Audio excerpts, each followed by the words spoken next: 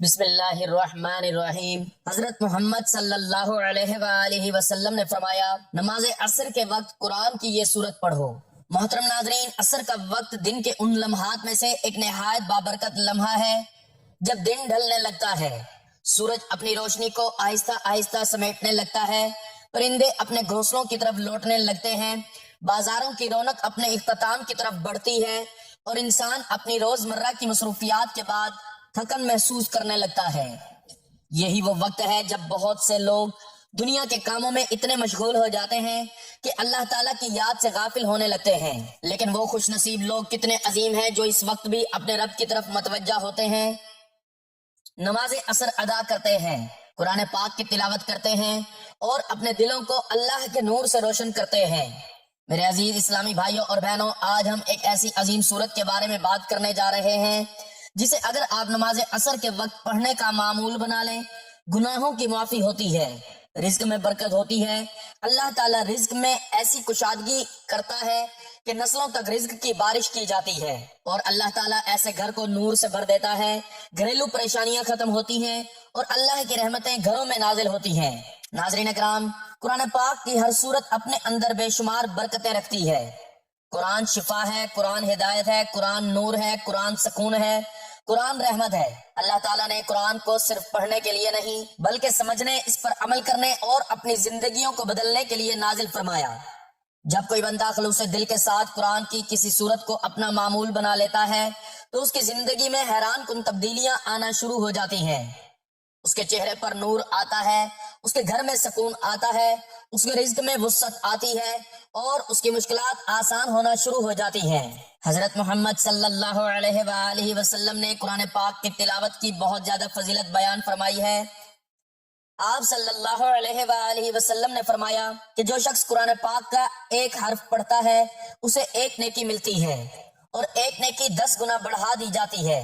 ذرا سوچیں کہ جب ایک حرف پر اتنا اجر ہے تو ایک مکمل سورت پڑھنے کا اجر کتنا عظیم ہوگا، اور اگر وہ تلاوت ایسے مبارک وقت میں ہو جیسے عصر کا وقت تو اس کی برکتیں مزید بڑھ جاتی ہیں۔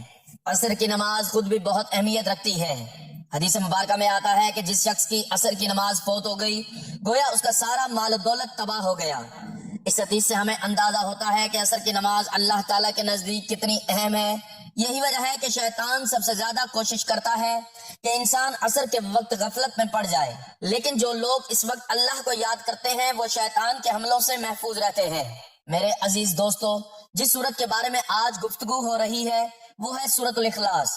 یہ قرآن پاک کی ایک مختصر لیکن بے حد عظیم سورت ہے۔ اس سورت میں اللہ تعالیٰ کی وحدانیت بیان کی گئی ہے۔ ارشاد باری تعالیٰ ہے، قل هو اللہ احد اللہ الصمد لم یلد ولم یولد ولم یکن لہ کفوا احد۔ ترجمہ، آپ کہہ دیجئے کہ اللہ ایک ہے، اللہ بے نیاز ہے، نہ اس کی کوئی اولاد ہے اور نہ وہ کسی کی اولاد ہے اور نہ کوئی اس کا ہمسر ہے۔ یہ سورت اپنے اندر توحید کا مکمل پیغام رکھتی ہے۔ احادیث میں آتا ہے کہ سورۃ الاخلاص 1/3 قرآن کے برابر ہے۔ صحابہ کرام رضوان اللہ علیہم اجمعین اس سورت سے بے حد محبت کرتے تھے۔ ایک صحابی ہر نماز میں اس سورت کو پڑھتے تھے۔ جب لوگوں نے نبی کریم صلی اللہ علیہ وآلہ وسلم سے اس بات کا ذکر کیا تو آپ صلی اللہ علیہ وآلہ وسلم نے فرمایا کہ ان سے پوچھو وہ ایسا کیوں کرتے ہیں۔ انہوں نے عرض کیا کہ مجھے اس سورت سے محبت ہے کیونکہ اس میں رحمان کی صفات بیان کی گئی ہیں۔ آپ صلی اللہ علیہ وآلہ وسلم نے فرمایا کہ انہیں خوشخبری دے دو کہ اللہ بھی ان سے محبت فرماتا ہے۔ سوچیں، ایک چھوٹی سی سورت اور اتنی بڑی فضیلت۔ اگر کوئی شخص عصر کے وقت اس سورت کو پڑھنے کا معمول بنا لے تو اس کے گھر میں اللہ کی رحمت اترتی ہے۔ علماء فرماتے ہیں کہ جب گھر میں قرآن کی تلاوت ہوتی ہے تو شیطان وہاں سے بھاگ جاتا ہے، فرشتے اس گھر میں داخل ہوتے ہیں، رحمت نازل ہوتی ہے اور سکون پیدا ہوتا ہے۔ آج بہت سے گھروں میں بے سکونی ہے، شوہر اور بیوی کے درمیان اختلافات ہیں، اولاد نافرمان ہے، کاروبار میں نقصان ہے، بیماریوں نے گھر کو گھیر رکھا ہے، قرض بڑھتے جا رہے ہیں اور ذہنی سکون ختم ہو چکا ہے۔ لوگ ہر دروازے پر جا رہے ہیں لیکن اپنے رب کے دروازے پر نہیں جا رہے۔ اگر ہم قرآن کو مضبوطی سے تھام لیں تو ہماری زندگی بدل سکتی ہے۔ عصر کے بعد سورۃ الاخلاص کو 3، 7 یا 11 مرتبہ پڑھ کر اللہ تعالیٰ سے دعا کریں کہ اے اللہ، ہمارے گھروں کو نور سے بھر دے، ہمارے دلوں کو ایمان سے بھر دے، ہمارے رزق میں برکت عطا فرما، ہماری اولاد کو نیک بنا دے اور ہمیں دنیا و آخرت کی کامیابیاں عطا فرما۔ بزرگان دین کے واقعات میں آتا ہے کہ ایک شخص بہت پریشان تھا، اس کے گھر میں مسلسل جھگڑے ہوتے تھے، کاروبار میں نقصان تھا اور وہ ہر وقت ذہنی دباؤ میں رہتا تھا۔ ایک نیک بزرگ نے اسے مشورہ دیا کہ نماز عصر کے بعد روزانہ سورۃ الاخلاص پڑھا کرو۔ اس شخص نے چند دن یہ عمل کیا اور حیران رہ گیا کہ اس کے گھر کا ماحول بدلنا شروع ہو گیا، جھگڑے ختم ہو گئے، سکون آ گیا اور رزق میں برکت ہونے لگی۔ یہ سب اللہ کے کلام کی برکت ہے۔ یاد رکھیں، اصل اثر اللہ کے حکم سے ہوتا ہے۔ قرآن صرف وسیلہ نہیں بلکہ اللہ کی عظیم نعمت ہے۔ ناظرین، اگر آپ چاہتے ہیں کہ آپ کا گھر نور سے بھر جائے، آپ کے دل کو سکون ملے، آپ کی پریشانیاں ختم ہوں اور اللہ آپ سے راضی ہو جائے، تو آج ہی یہ معمول بنا لیں۔ نماز عصر ادا کریں اور اس کے بعد سورۃ الاخلاص کی تلاوت کریں، اپنے والدین کے لیے دعا کریں، اپنی اولاد کے لیے دعا کریں، اپنے مرحومین کے لیے دعا کریں اور پوری امت مسلمہ کے لیے دعا کریں۔ اللہ تعالیٰ ہمیں قرآن پاک سے محبت عطا فرمائے، نمازوں کی پابندی نصیب فرمائے، ہمیں ہر وقت اپنی یاد میں مشغول رکھے، ہمیں ہمارے گھروں کو نور، برکت، سکون اور رحمت سے بھر دے، ہماری تمام جائز حاجات پوری فرمائے اور ہمیں دنیا و آخرت میں کامیابی عطا فرمائے، آمین یا رب العالمین۔ ناظرین، قرآن پاک میں ہے اللہ نور ہے آسمانوں اور زمین کا۔ اس کے نور کی مثال ایسے ہے جیسے ایک تاک، اس تاک میں ایک روشن چراغ ہے، وہ چراغ شیشے کے فانوس میں ہے اور وہ شیشہ ایک چمکدار ستارے کی مانند ہے۔ وہ چراغ جلایا جاتا ہے زیتون کے ایک مبارک درخت سے جو نہ شرقی ہے اور نہ غربی، قریب ہے کہ اس کا روغن خود بخود روشن ہو جائے، چاہے اسے آگ نے ابھی چھوا بھی نہ ہو۔ روشنی پر روشنی، اللہ ہدایت دیتا ہے اپنے نور کی جس کو چاہتا ہے، اور اللہ یہ مثالیں بیان کرتا ہے لوگوں کی رہنمائی کے لیے، جبکہ اللہ تو ہر چیز کا علم رکھنے والا ہے۔ سیدنا ابن عباس رضی اللہ تعالیٰ عنہ فرماتے ہیں، اللہ ہادی ہے آسمان والوں اور زمین والوں کا، وہی ان دونوں میں سورج، چاند اور ستاروں کی تدبیر کرتا ہے۔ انس بن مالک رضی اللہ تعالیٰ عنہ فرماتے ہیں، اللہ کا نور ہدایت ہے۔ ابن جریر رحمت اللہ اسی کو اختیار کرتے ہیں۔ ابی بن کعب رضی اللہ تعالیٰ عنہ فرماتے ہیں، اس کے نور کی مثال یعنی اس کا نور رکھنے والے مومن کی مثال جس کے سینے میں ایمان و قرآن ہے، اس کی مثال اللہ تعالیٰ نے بیان فرمائی ہے۔ اولاً اپنے نور کا ذکر کیا، پھر مومن کی نورانیت کا کہ اللہ پر ایمان رکھنے والے کے نور کی مثال، بلکہ ابی رضی اللہ تعالیٰ عنہ اس کو اس طرح پڑھتے تھے، مثل نور من آمن بہ۔ سیدنا ابن عباس رضی اللہ تعالیٰ عنہ کا اس طرح پڑھنا بھی مروی ہے، نور من آمن باللہ۔ بعض کی قرأت میں اللہ نور، یعنی اس نے آسمان و زمین کو نورانی بنا دیا ہے۔ صدی رحمت اللہ علیہ فرماتے ہیں، اسی کے نور سے آسمان و زمین روشن ہے۔ سیرت محمد بن اسحاق میں ہے کہ جس دن اہل طائف نے رسول اللہ صلی اللہ علیہ وآلہ وسلم کو بہت ایذا پہنچائی تھی، آپ صلی اللہ علیہ وآلہ وسلم نے اپنی دعا میں فرمایا تھا، اس دعا میں ہے کہ تیرے چہرے کے اس نور کی پناہ میں آ رہا ہوں جو اندھیروں کو روشن کر دیتا ہے اور جس پر دنیا آخرت کی صلاحیت موقوف ہے۔ بخاری و مسلم کی حدیث میں ہے، نبی کریم صلی اللہ علیہ وآلہ وسلم رات کو تہجد کے لیے اٹھتے، تب یہ فرماتے کہ اللہ تیرے ہی لیے ہے سب تعریف، سزاوار ہے تو آسمان اور زمین اور جو کچھ ان میں ہے سب کا نور ہے۔ سیدنا ابن مسعود رضی اللہ تعالیٰ عنہ فرماتے ہیں، تمہارے رب کے ہاں رات اور دن نہیں، اس کے چہرے کے نور کی وجہ سے اس کے عرش کا نور ہے۔ نور ہی کی ضمیر کا مرجع بعض کے نزدیک تو لفظ اللہ ہی ہے، بعض اللہ کی ہدایت جو مومن کے دل میں ہے اس کی مثال یہ ہے، اور بعض کے نزدیک مومن ہے جس پر سیاق کے کلام کی دلالت ہے، یعنی مومن کے دل کے نور کی مثال مثل تاک کے ہے۔ جیسے فرمان ہے کہ ایک شخص ہے جو اپنے رب کی دلیل اور ساتھ ہی شہادت لیے ہوئے ہیں، بس مومن کے دل کی صفائی کو بلور کے فانوس کے مشابہت دی، اور پھر قرآن اور شریعت سے جو مدد اسے ملتی رہتی ہے اس کی زیتون کے اس تیل سے تشبیہ دی جو خود صاف، شفاف، چمکیلا اور روشن ہے۔ بس تاک اور تاک میں چراغ، اور وہ بھی روشن چراغ۔ یہودیوں نے اعتراضاً کہا تھا کہ اللہ کا نور آسمانوں کے پار کیسے ہوتا ہے، تو مثال دے کر سمجھایا کہ جیسے فانوس کے شیشے سے روشنی۔ پھر فرمایا کہ اللہ آسمان زمین کا نور ہے۔ مشکات کے معنی گھر کے تاک کے ہیں۔ یہ مثال اللہ نے اپنی فرما برداری کی دی ہے اور اپنی اطاعت کو نور فرمایا ہے۔ پھر اس کے اور بھی بہت سے نام ہیں۔ مجاہد رحمت اللہ علیہ فرماتے ہیں، حبشہ کی لغت میں اسے تاک کہتے ہیں، بعض کہتے ہیں ایسا تاک جس میں کوئی اور سراغ وغیرہ نہ ہو۔ فرماتے ہیں اس میں قندیل رکھی جاتی ہے۔ پہلا قول زیادہ قوی ہے، یعنی قندیل رکھنے کی جگہ، چنانچہ قرآن میں بھی ہے کہ اس میں چراغ ہے۔ پس مصباح سے مراد نور ہے، یعنی قرآن اور ایمان جو مسلمان کے دل میں ہوتا ہے۔ صدی رحمت اللہ علیہ کہتے ہیں چراغ مراد ہے۔ پھر فرمایا یہ روشنی جس میں بہت ہی خوبصورت ہے، یہ صاف قندیل میں ہے، یہ مومن کے دل کی مثال ہے۔ پھر وہ قندیل ایسی ہے جیسے موتی، جیسے چمکیلا روشن ستارہ۔ اس کی دوسری قرأت دری اور دری بھی ہے، یہ ماخوذ ہے درئی سے جس کے معنی دفع کے ہیں، مطلب چمکدار اور روشن ستارہ ٹوٹتا ہے اس وقت وہ بہت روشن ہوتا ہے، اور جو ستارے غیر معروف ہیں انہیں بھی عرب دراری کہتے ہیں، مطلب چمکدار اور روشن ستارہ جو خوب ظاہر ہو اور بڑا ہو۔ پھر اس چراغ میں تیل بھی مبارک درخت زیتون کا ہو۔ زیتونتن کا لفظ بدل ہے یا عطف بیان ہے۔ پھر وہ زیتون کا درخت بھی نامشرکی ہے کہ اول دن سے اس پر دھوپ آ جائے، اور نہ مغربی ہے کہ غروب سورج سے پہلے اس پر سے سایہ ہٹ جائے، بلکہ وسط جگہ میں ہے، صبح سے شام تک سورج کی صاف روشنی میں رہے، بس اس کا تیل بھی بہت صاف، چمکدار اور معتدل ہوتا ہے۔ سیدنا ابن عباس رضی اللہ تعالیٰ عنہ فرماتے ہیں مطلب یہ ہے کہ وہ درخت میدان میں ہے، کوئی درخت پہاڑ، غار یا کوئی اور چیز اسے چھپائے ہوئے نہیں ہے، اس وجہ سے اس درخت کا تیل بہت صاف ہوتا ہے۔ اکرمہ رحمۃ اللہ علیہ فرماتے ہیں کہ صبح سے شام تک کھلی ہوا اور صاف دھوپ اسے پہنچتی رہتی ہے، کیونکہ وہ کھلے میدان میں درمیان کی جگہ ہے، اسی وجہ سے اس کا تیل بہت پاک، صاف اور روشن چمکدار ہوتا ہے، اور اسے نہ مشرقی کہہ سکتے ہیں نہ مغربی۔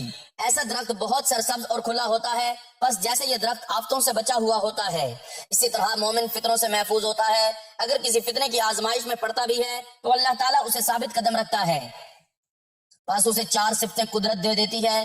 نمبر 1 بات میں سچ، نمبر 2 حکم میں عدل، نمبر 3 بلا پر صبر، نمبر 4 نعمت پر شکر۔ پھر وہ اور تمام انسانوں میں ایسا ہوتا ہے جیسے کوئی زندہ جو مردوں میں ہو۔ حسن بصری رحمۃ اللہ علیہ فرماتے ہیں اگر یہ درخت دنیا میں زمین پر ہوتا تو ضروری تھا کہ مشرقی ہوتا یا مغربی، لیکن یہ تو نور الہی کی مثال ہے۔ سیدنا ابن عباس رضی اللہ تعالیٰ عنہ سے مروی ہے کہ یہ مثال ہے نیک مرد کی جو نہ یہودی ہے نہ نصرانی۔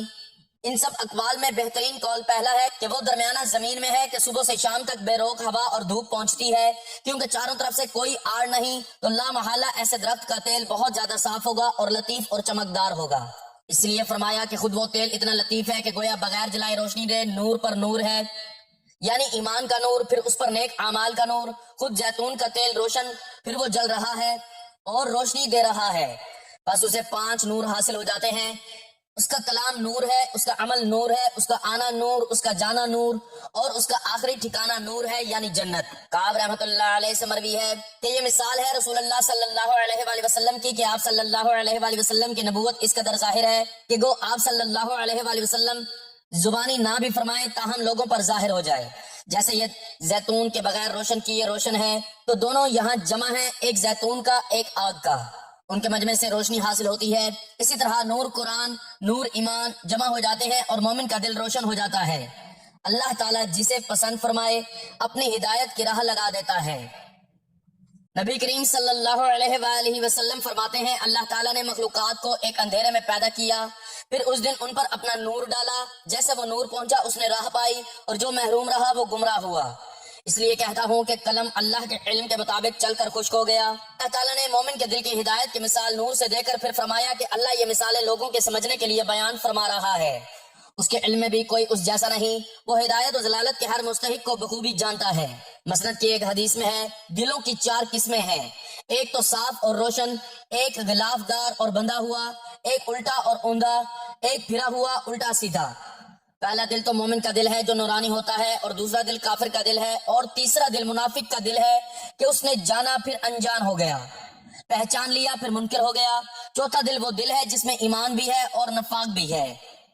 ایمان کی مثال تو اس میں ترکاری کے درخت کی مانند ہے کہ اچھا پانی اسے بڑھا دیتا ہے، اور اس میں نفاق کی مثال دمثل پھوڑے کی ہے کہ خون پیپ اسے ابھار دیتا ہے۔ اب ان میں سے جو غالب آ گیا وہ اس دل پر چھا جاتا ہے۔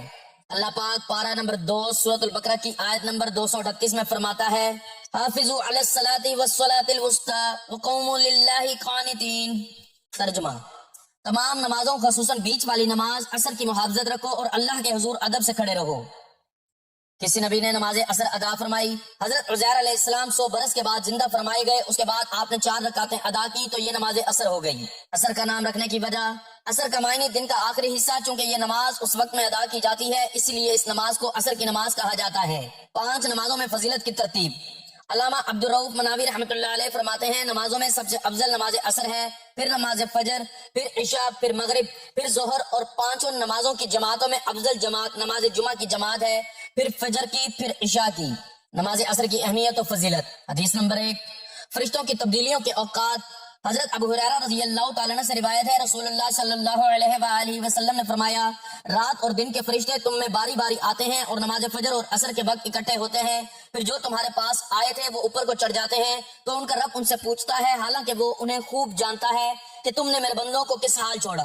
عرض کرتے ہیں ہم نے انہیں چھوڑا تو وہ نماز پڑھ رہے تھے اور ہم ان کے پاس گئے جب بھی وہ نماز پڑھ رہے تھے۔ نماز ایک اعلیٰ عبادت ہے کہ اس کے بارے میں سوال جواب ہوتا ہے۔ نماز فجر اور عصر دیگر نمازوں کے مقابلے میں عظمت والی ہیں، کیونکہ فجر کے وقت رزق تقسیم ہوتا ہے، جبکہ دن کے آخری حصے میں یعنی عصر کے وقت اعمال اٹھائے جاتے ہیں، تو ان دونوں وقتوں میں رزق و عمل میں برکت دی جاتی ہے۔ حدیث نمبر 2، فجر اور عصر پڑھنے والا جہنم میں نہیں جائے گا۔ حضرت عمارہ بن رویبہ رضی اللہ تعالیٰ عنہ فرماتے ہیں، میں نے مصطفیٰ جان رحمت صلی اللہ علیہ وآلہ وسلم کو فرماتے سنا، جس نے سورج کے طلوع اور غروب ہونے سے پہلے نماز ادا کی یعنی فجر اور عصر، وہ ہرگز جہنم میں داخل نہ ہوگا۔ حضرت مفتی احمد یار خان نعیمی رحمت اللہ علیہ اس حدیث پاک کے تحت لکھتے ہیں، اس کے 2 مطلب ہیں۔ نمبر 1، فجر اور عصر کی پابندی کرنے والا دوزخ میں ہمیشہ رہنے کے لیے نہ جائے گا، اگر گیا تو عارضی طور پر۔ نمبر 2، فجر اور عصر کی پابندی کرنے والوں کو انشاءاللہ باقی نمازوں کی بھی توفیق ملے گی۔ حدیث نمبر 3، نماز عصر قضا ہو جانے کا گناہ۔ حضرت ابو قلابہ سے روایت ہے، حضرت ابو الملیح رحمت اللہ علیہ نے فرمایا، ہم ایک غزوے میں حضرت بریدہ رضی اللہ تعالیٰ عنہ کے ساتھ تھے، ایسے زور کے بادل چھائے ہوئے تھے تو انہوں نے فرمایا نماز جلدی پڑھ لو، کیونکہ نبی پاک صلی اللہ علیہ وآلہ وسلم نے فرمایا جس نے نماز عصر ترک کر دی اس کے سارے اعمال ضائع ہو گئے۔ حضرت مفتی احمد یار خان رحمت اللہ علیہ اس حدیث پاک کے تحت لکھتے ہیں، مطلب یہ ہے کہ جو عصر چھوڑنے کا عادی ہو جائے اس کے لیے خطرہ ہے کہ وہ کافر ہو کر مرے، جس سے اعمال برباد ہو جائیں۔ اس کا یہ مطلب نہیں کہ عصر چھوڑنا کفر اور ارتداد ہے۔ حدیث نمبر 4، نماز عصر کا 2 گنا اجر۔ حضرت ابو بصرہ غفاری رضی اللہ تعالیٰ عنہ فرماتے ہیں، نور والے آقا صلی اللہ علیہ وآلہ وسلم نے فرمایا، یہ نماز یعنی عصر تم سے پہلے پچھلے لوگوں پر پیش کی گئی، انہوں نے اسے ضائع کر دیا، لہٰذا جو اسے پابندی سے ادا کرے گا اسے دگنا یعنی 2 گنا اجر ملے گا۔ حضرت مفتی احمد یار خان رحمت اللہ علیہ اس حدیث پاک کے تحت لکھتے ہیں، یعنی پچھلی امتوں پر بھی نماز عصر فرض تھی مگر وہ اسے چھوڑ بیٹھے اور عذاب کے مستحق ہوئے، لہٰذا تم ان سے عبرت پکڑنا۔ حدیث نمبر 5، سنت عصر کے فضائل۔ طبرانی کبیر میں ام المؤمنین ام سلمہ رضی اللہ تعالی عنہا سے راوی رسول اللہ صلی اللہ علیہ وآلہ وسلم فرماتے ہیں، جو عصر سے پہلے 4 رکعتیں پڑھے اللہ پاک اس کے بدن کو آگ پر حرام فرما دے۔ ناظرین، نماز اللہ پاک کی بہت پیاری عبادت ہے کہ شروع کرتے ہی جنت کے دروازے کھل جاتے ہیں، اس سے بے شمار فضائل اور برکات حاصل ہوتے ہیں۔ نماز روح کو غذا فراہم کرتی ہے، چہرہ چمکاتی ہے، برکت لاتی ہے، رزق لاتی ہے، اور سب سے بڑی نعمت یہ ہے کہ نمازی کو قیامت کے دن اللہ پاک کا دیدار ہوگا۔ انشاءاللہ ہم بھی اللہ پاک کا دیدار پانے کے لیے خوب نمازوں کا اہتمام کر کے اپنے رب کریم کو راضی رکھنے کی کوشش کریں گے۔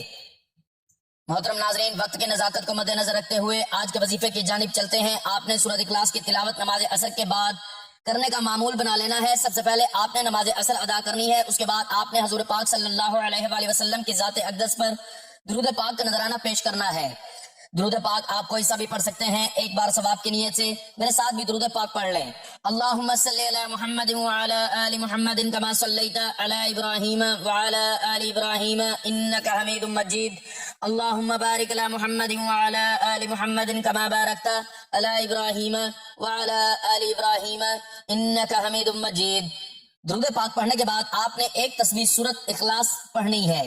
بسم اللہ الرحمن الرحیم، قل هو اللہ احد اللہ الصمد لم یلد ولم یولد ولم یکن لہ کفوا احد۔ اس کے بعد آپ نے ایک تسبیح استغفر اللہ کی پڑھنی ہے اور 11 مرتبہ آپ نے سورۃ العصر کی تلاوت کرنی ہے۔ بسم اللہ الرحمن الرحیم، والعصر ان الانسان لفی خسر الا الذین آمنوا وعملوا الصالحات وتواصوا بالحق وتواصوا بالصبر۔ سورۃ العصر کی تلاوت کرنے کے بعد آپ نے آخر میں پھر دوبارہ درود پاک پڑھنا ہے جو شروع میں پڑھا تھا۔ ناظرین محترم، آج کی اس گفتگو کا خلاصہ یہی ہے کہ اگر ہم اپنی زندگی میں اللہ تعالیٰ کی یاد کو شامل کر لیں، نمازوں کی پابندی کریں اور خاص طور پر نماز عصر کے بعد اس مبارک سورت کی تلاوت کو اپنا معمول بنا لیں تو یقیناً ہماری زندگیوں میں بے شمار خیر و برکت نازل ہو سکتی ہے۔ یاد رکھیں، اصل کامیابی دولت، شہرت یا دنیاوی آسائشوں میں نہیں بلکہ اللہ کی رضا میں ہے۔ جو گھر قرآن کی تلاوت سے آباد ہوتا ہے وہاں رحمت کے فرشتے نازل ہوتے ہیں، شیطان دور بھاگتا ہے اور دلوں کو سکون نصیب ہوتا ہے۔ آج ہی پکا ارادہ کریں کہ ہم اپنی مصروف زندگی میں سے چند لمحے اللہ کے لیے نکالیں گے اور اس عظیم عمل کو کبھی نہیں چھوڑیں گے۔ اللہ تعالی ہمیں 5 وقت کی نماز کی پابندی نصیب فرمائے، قرآن پاک سے سچی محبت عطا فرمائے، ہمارے گھروں کو نور، سکون، رزق اور رحمت سے بھر دے، ہمارے والدین کی مغفرت فرمائے، ہماری اولاد کو نیک اور فرما بردار بنائے، تمام بیماروں کو شفا عطا فرمائے، قرض داروں کے قرض ادا فرمائے، پریشان حال لوگوں کی پریشانیوں کو دور فرمائے، اور ہم سب کو ایمان کے ساتھ زندگی گزارنے اور ایمان کے ساتھ دنیا سے رخصت ہونے کی توفیق عطا فرمائے، آمین یا رب العالمین۔ ناظرین، گزارش ہے کہ اللہ تعالیٰ کے 99 ناموں میں سے کوئی ایک نام لکھ کر کمنٹس میں ضرور شیئر کریں۔ اللہ تعالیٰ ہم سب کا حامی و ناصر ہو، آمین، جزاک اللہ۔